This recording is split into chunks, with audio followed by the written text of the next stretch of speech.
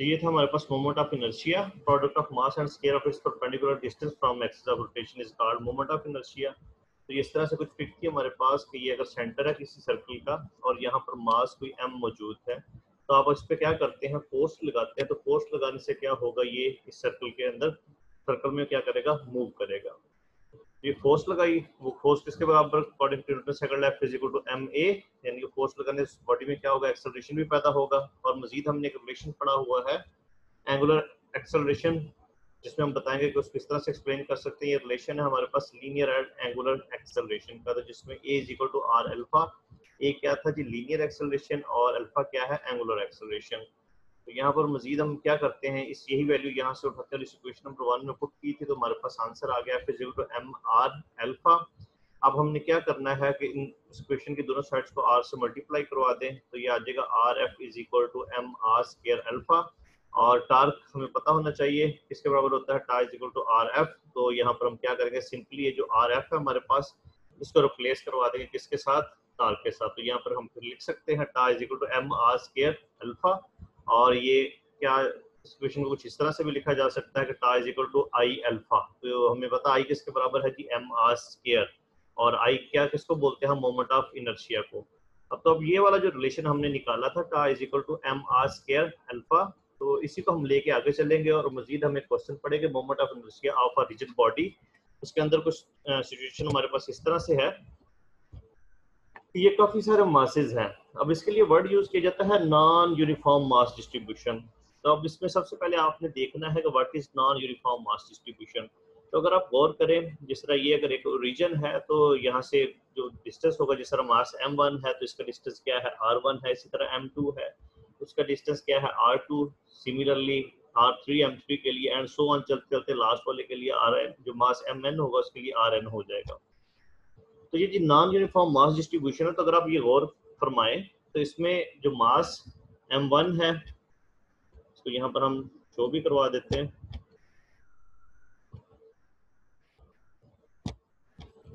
अगर आप गौर फरमाएं कि ये हमारे पास मास m1 है, अगर ये देखें, और आप मास m2 देखें, और ये मास m3 एंड मास m4। तो अगर आप गौर करें इसमें, तो इनकी नॉन यूनिफॉर्म मास डिस्ट्रीब्यूशन है। तो non uniform mass distribution means कि ये सब मासेस इक्वल नहीं है, कोई बड़ा है कोई छोटा है। तो इसी तरह चलते चलते और भी हमारे पास काफी सारे n मासेस हैं, तो वो उनकी नॉन यूनिफॉर्म मास डिस्ट्रीब्यूशन है। तो बाकी बता दिया आपको कि इसका डिस्टेंस जो है, फर्स्ट का r1 होगा, सेकंड का r2, r3 and so on, इसी तरह चलते चलते सारे होंगे। अब हमने करना क्या है, ये आपके पास नॉर्मल सिचुएशन है। तो ये जो मासेस है आपके पास, इसको क्या करें, आप रोटेट करवाते हैं विद सम एंगल। ये हमारे पास एंगल, ये जो थीटा, आपने यहाँ पर क्या किया है, यहाँ रोटेट करवाते हैं। तो ये डेफिनेटली यहाँ पर कोई ना कोई एंगल बनेगा। तो जिस तरह अगर आप ये देखें, ये एक रेफरेंस लाइन है, ये जो डॉटेड से शो की गई है, ये रेफरेंस लाइन है। तो अगर आप ये फर्स्ट फिग के अंदर देखें, ये लेफ्ट वाली है, तो M4 जो पहले यहाँ पर मौजूद था, अब वो क्या हुआ है, अब वो इस रेफरेंस लाइन पर आ गया है। तो जब इस रेफरेंस लाइन पर आ गया है, तो डेफिनेटली बाकी जो मासेस थे, जो M2 था इधर हमारे पास लेफ्ट साइड पे, ये भी अब क्या है, इसने अपनी जगह चेंज की है, यहाँ से इस जगह पर चला गया है। तो यहाँ पर कोई ना कोई थीटा बन गया है। तो जो हमने लास्ट इक्वेशन पढ़ी थी, ये वाली, tau is equal to M R square alpha, यानी कि यहाँ पर टार्क प्रोड्यूस होगा, डेफिनेटली थीटा बना है, एंगल बना है, तो यहाँ पर टार्क प्रोड्यूस होगा। अब हम इसी इक्वेशन को लेकर चलेंगे। तो सिंपली क्या करना है, जो फर्स्ट के लिए होगा टार्क फाइंड करेंगे, m1 के लिए वो टा1 होगा, इसी तरह सेकंड के लिए टा2 एंड थर्ड के लिए टा3 एंड चलते चलते लास्ट वाला जो होगा उसके लिए टा n होगा। तो हम क्या करते हैं, इनके टार्क्स की इक्वेशंस लिखते हैं। तो फर्स्ट के लिए मास के लिए आ जाएगा टा1 is equal to m1 r1 square alpha 1, and second के लिए टा2 is equal to m2 r2 square alpha 2 and so on, चलते चलते टा3 टा4 टा5 एंड लास्ट जो होगा टा n, उसके लिए आ जाएगी इक्वेशन हमारे पास mn rn square alpha n। तो सिंपली क्या करना है, हमारे पास काफी सारे टास्क है, तो हम टोटल टास्क लेते हैं। जब टोटल टास्क लेंगे, तो ये जितने भी टास्क आए हैं, टा1 टा2 टा3 एंड सो ऑन टा n तक, इन सबको क्या करेंगे, हम ऐड कर देंगे। तो ये टा टोटल हमारे पास क्या आ जाएगा जी, टा1 प्लस टा2 प्लस वन n। अब इनकी वैल्यूज पुट करते हैं। तो टार्क 1 जो था उसकी वैल्यू आई थी m1 r1 square alpha 1, and इसी तरह टार्क 2 की एंड सो ऑन, चलते चलते लास्ट वाला जो होगा वो टार्क n होगा। अब यहाँ पर जो हमारे पास एंगुलर एक्सेलरेशन की बात की जाए, अल्फा किस चीज को बता रहा है, एंगुलर एक्सेलरेशन। तो इसके अंदर एक्सेलरेशन, जब एंगुलर एक्सेलरेशन है वो सबके लिए क्या रहता है, सेम रहता है। तो बजाय हम alpha 1 alpha 2 and so on लिखें, हम सिंपली क्या कर देते हैं, इसको एक जनरल नाम दे देते हैं। हम इसको कह देते हैं इसे, ये let's suppose equal to alpha ही हम इसको लिख देते हैं।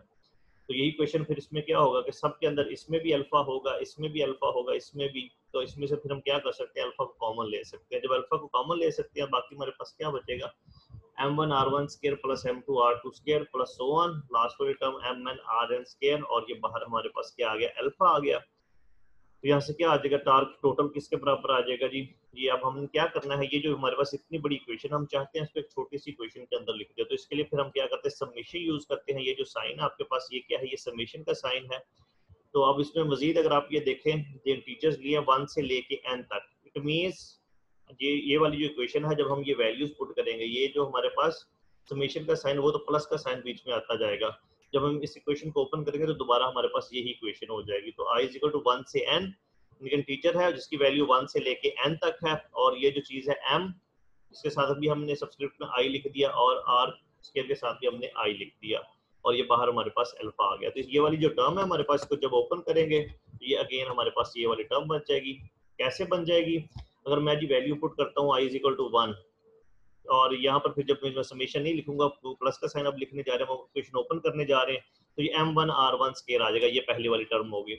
तो जब मैं i की वैल्यू पुट करूंगा 2, तो ये m2 r2 स्क्वायर हो जाएगा, ये सेकंड वाली टर्म हो जाएगी। इससे चलते चलते लास्ट वाली, जब मैं i is equal to n put करूंगा, तो ये mn rn स्क्वायर, ये लास्ट वाली टर्म हमारे पास आ जाएगी। तो इस तरह से हम इसको समेशन फॉर्म में भी लिख सकते हैं। और मजीद ये भी आपको पता है कि moment of inertia is equal to m mass square होता है। तो इसी चीज को आप क्या कर सकते हैं, जो m i r i square है, इसी को आप अल्फा भी बोल सकते हैं। तो tau is equal to I alpha, इसको ऐसे भी लिखा जा सकता है।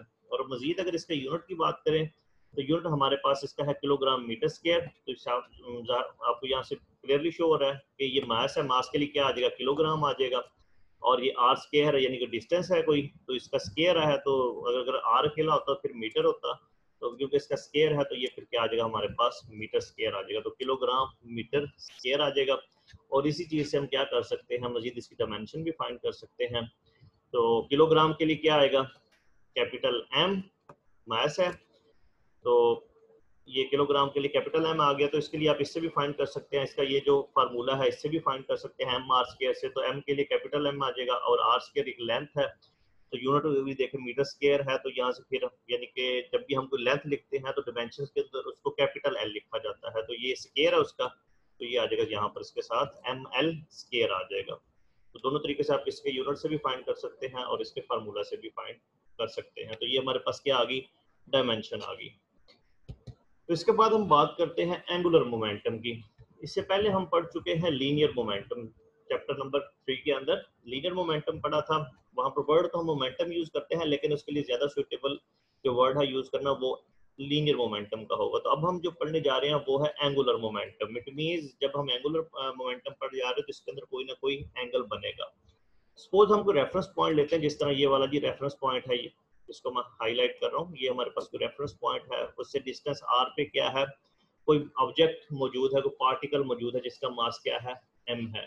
तो यहाँ पर जो इस पर लगने वाला लीनियर मोमेंटम होगा वो क्या होगा, p होगा। और अगर इसकी लीनियर वेलोसिटी की बात की जाए तो वो क्या होगी, v होगी। इसी सिचुएशन को हम लेके चलते हैं। तो इसकी सबसे पहले डेफिनेशन देखते हैं, the cross product of position vector r, ये क्रॉस प्रोडक्ट होगा किसका, पोजीशन वेक्टर r का, with respect to axis of rotation and linear momentum p of a rotating particle is called angular momentum. तो इसका formula आ जाएगा हमारे पास, L is equal to r cross p आ जाएगा। अब हमने यहाँ पर वर्ड यूज किया है, it is a cross product of. इसकी सेकंड डेफिनेशन भी आप यूज कर सकते हैं, cross product of position vector and linear momentum p। तो क्रॉस प्रोडक्ट है, तो जब भी क्रॉस प्रोडक्ट का वर्ड आए तो आपके ज़हन के अंदर फौरी आना चाहिए कि यहाँ पर क्या होगा, साइन थीटा यूज होगा। अगर डॉट प्रोडक्ट होता तो हम इसके लिए क्या करते हैं, कॉस थीटा यूज करते हैं। तो ये क्योंकि ये क्रॉस प्रोडक्ट है, तो इसको जब हम ओपन करेंगे L is equal to R P sine theta आएगा हमारे पास। तो ये हमने पढ़ा हुआ है कि लीनियर मोमेंटम किसके बराबर होता है, P is equal to M V. यही फार्मूला होता है हमारे पास लीनियर मोमेंटम का। तो ये हमारे पास आ जाएगा R इंटू पी की जगह पे हम रिप्लेस कर देंगे किसके साथ, एम वी के साथ। तो ये साइन थीटा, तो ये हमारे पास फाइनल फार्मूला आ जाएगा, L is equal to M R V sine theta आ जाएगा। तो अब अगर हम क्या करें, हमें पता है कि साइन की जो वैल्यू है कहाँ पर मैक्सिमम होती है, कहाँ पर मिनिमम होती है। तो साइन 0 लें तो वहाँ पर उसकी वैल्यू क्या होगी, 0 होगी। साइन 180 ले, वहाँ पर भी 0 होगी। तो साइन 90 डिग्री एक ऐसी सिचुएशन है जिसमें आपके पास जो उसकी आंसर है वो मैक्सिमम आता है। तो अगर हम एंगुलर मोमेंटम का आंसर निकालना चाह रहे हैं और मैक्सिमम आंसर निकालना चाह रहे हैं तो सिंपली क्या होगा, हमारे पास थीटा क्या होना चाहिए, 90 डिग्री होना चाहिए। और यहाँ जो हम बात करते हैं थीटा क्या है, ये theta is the angle between R and P. तो आर और पी के दरमियान जो एंगल है अगर तो वो बने 90 डिग्री, तो फिर क्या होगा, उसमें हमारे पास एंगुलर मोमेंटम की वैल्यू आएगी मैक्सिमम। तो ये आ जाएगा L is equal to M R V sine 90 degree. और ये इसको जब साइन 90 की वैल्यू पुट करेंगे तो साइन 90 की वैल्यू होती है 1। तो यहाँ पर हमारे पास आंसर आ जाएगा एम आर वी। और एम आर, अब हमने एक रिलेशन पढ़ा हुआ है v is equal to R omega. What is v is equal to R omega, ये हमने रिलेशन पढ़ा था, relation between linear and angular velocity. तो वहां से हमारे पास ये रिलेशन आया था। और ये ओमेगा क्या है, ये एंगुलर वेलोसिटी है, और v क्या थी उसके अंदर, वो लीनियर वेलोसिटी। तो यहाँ पर सिंपली हमने क्या करना है, ये जो v है कि ये जो वैल्यू हमने निकाली थी v is equal to R omega, relation निकाला था, वो हम यहाँ पर पुट कर देते हैं। तो यहाँ पर हमने पुट किया, तो इस पुट करने के बाद जो हमारे पास फाइनल आंसर आ गया, इसका इक्वेशन आ गई एम आर स्क्वायर ओमेगा। और अभी हम पढ़ के आए हैं कि एम आर स्क्वायर किसके बराबर होता है, मोमेंट ऑफ इनर्शिया के। तो एम आर स्क्वायर को हम रिप्लेस कर सकते हैं किसके साथ, आई के साथ। तो ये हमारे पास एक इक्वेशन बन जाएगी L is equal to I omega. तो ये सेकंड डेफिनेशन बन रही है किसकी, एंगुलर मोमेंटम की। तो इसको हम बोल सकते हैं product of moment of inertia and angular velocity of a rotating body is called angular momentum। तो ये हमारे पास डेफिनेशन आ गई, सेकंड डेफिनेशन आ गई किसकी, एंगुलर मोमेंटम की आ गई। तो इसके बाद हम बात करते हैं इसके यूनिट की, और एक छोटा सा प्रूफ है हमारे पास। ये यूनिट है इसका kilogram metre square per second. तो ये भी हम देखते हैं ये हमारे पास कैसे आता है। तो सिंपली ये जो हमने केस 90 डिग्री वाला लिया था, तो ये फार्मूला जो लिखा हुआ L is equal to M R V. तो मास है, मास के लिए क्या आ जाएगा जी, किलोग्राम आ जाएगा। ठीक है, तो वेलोसिटी क्या होती है, मीटर पर सेकंड है, और आर क्या है, कोई लेंथ है, इट मीन इसके लिए क्या आएगा, मीटर आएगा। तो जब इसको आप सॉल्व करते हैं, जो कटती चीज काटते हैं, जो हमारे पास आंसर आता है वो आता है kilogram metre square per second, और जिसको जॉल सेकंड भी बोला जाता है। तो ये एक शॉर्ट क्वेश्चन बनता है, prove that kilogram metre square per second is equal to joule second. तो सिंपली आप क्या करें, इसको प्रूव कर सकते हैं। आप क्या करें, जॉल सेकंड लें, और यहाँ पर आपको पता होना चाहिए कि जॉल किसके बराबर होता है, जो जॉल बराबर होता है वो 1 न्यूटन मीटर के बराबर होता है। तो जॉल को हम रिप्लेस कर देंगे यहाँ पर न्यूटन मीटर के साथ, और ये सेकंड एज इट इज आ जाएगा। अब जॉल की वैल्यू क्या होती है, जॉल बराबर होता है kilogram metre per second square. ठीक है, तो यहाँ पर हमने क्या किया, न्यूटन की जगह पे इसकी ये जो वैल्यू है किलोग्राम, ये kilogram metre per second square हमने यहाँ पर पुट कर दी, और साथ में ये जो मीटर सेकंड था ये एज इट इज हमारे पास यहाँ पर आ गया इसके साथ ये वाला। अब ये देखिए, ये मीटर पर सेकंड स्क्वायर है, तो ये नीचे है, तो इस एक एस से ये स्क्वायर कट जाएगा, तो बाकी क्या बचेगा, kilogram metre square per second. और यही हम प्रूव करना चाह रहे थे।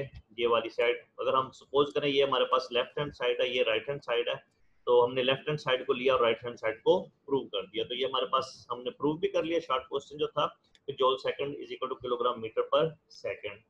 अब हम बात करते हैं इसकी डायमेंशन की। तो डायमेंशन के लिए सिंपली है, इसका फार्मूला जो आपके पास मौजूद है इसको यूज किया जा सकता है। जिस तरह अगर आप देखें, मैं इसका formula L is equal to M R V, जब साइन 90 डिग्री की वाली सिचुएशन थी, ये फार्मूला है। तो इसी की मदद से हम क्या कर सकते हैं कि आप डायमेंशन फाइंड कर सकते हैं। तो m के लिए क्या आ जाएगा, कैपिटल M आ जाएगा, और r यानी कि एक लेंथ है, तो लेंथ के लिए मैंने आपको बताया था कैपिटल L आता है। डायमेंशंस के अंदर जो भी डिजिट्स यूज होते हैं, जो भी ये अल्फाबेट यूज होते हैं, ये सारे कैपिटल में होंगे। और v वेलोसिटी है, तो वेलोसिटी क्या होता है जी, मीटर पर सेकंड है, तो मीटर पर सेकंड, मीटर के लिए क्या आएगा, एल आएगा, और सेकंड क्योंकि नीचे लिखा हुआ उसको मैं ऊपर लेके जाता हूँ, तो सेकंड के लिए टाइम है, तो ये टी आएगा, तो ये टी इनवर्स हो जाएगा। तो इसी को जब आप सॉल्व करेंगे तो M L square T inverse हमारे पास ये वाली इसकी डायमेंशन आ गई थी। तो ये था जी एंगुलर मोमेंटम। तो आज के लेक्चर के अंदर हमने कौन कौन सी चीजें देखी, हमने मोमेंट ऑफ इनर्शिया को देखा, उसमें हमारे पास कौन सा फार्मूला आया, फिर हमने उसको ये यूज किया उसका फार्मूला कि टॉर्क इसके अंदर हमने फाइंड किया, फिर हमने केस लिया जिसके अंदर हमारे पास काफी सारी बॉडीज थी और नॉन यूनिफॉर्म मास डिस्ट्रीब्यूशन थी, फिर हमने उनको एक एंगल पे रोटेट करवाया, और फिर जो हमारे पास इक्वेशंस थी इसकी टॉर्क की, तो हमने सबके टॉर्क्स फाइंड किए, मास 1 के लिए, 2 के लिए, 3 एंड सो ऑन। हमारे पास कितने टोटल मासेस थे, n मासेस थे, तो सबके लिए टॉर्क्स फाइंड किए। टॉर्क्स फाइंड करने के बाद हमने क्या किया, उन सब टॉर्क्स को जमा कर दिया, और एट द एंड हमने उसको एक समराइज फॉर्म में लिखा। ये हमारे पास ये समेशन फॉर्म में आ गया टोटल टॉर्क। फिर हमने यूनिट्स उसकी और डायमेंशन की बात की। उसके बाद फिर हमने जिक्र किया किसका, एंगुलर मोमेंटम का, कि ये क्रॉस प्रोडक्ट होता है किसका, पोजीशन वेक्टर आर और लीनियर मोमेंटम पी। फिर हमने इसकी सेकंड डेफिनेशन भी देखी जिसके मुताबिक L is equal to I omega हमारे पास आया। और फिर हमने यूनिट की बात की और यहाँ पर हमने फिर इसका एक शॉर्ट क्वेश्चन भी प्रूव किया कि prove that kilogram metre square per second is equal to joule second. तो इसको फिर हमने यहाँ पर प्रूव भी किया और एट द एंड हमने बात की इसकी डायमेंशन की, और डायमेंशन इसकी किसके बराबर आई है, M L square T inverse.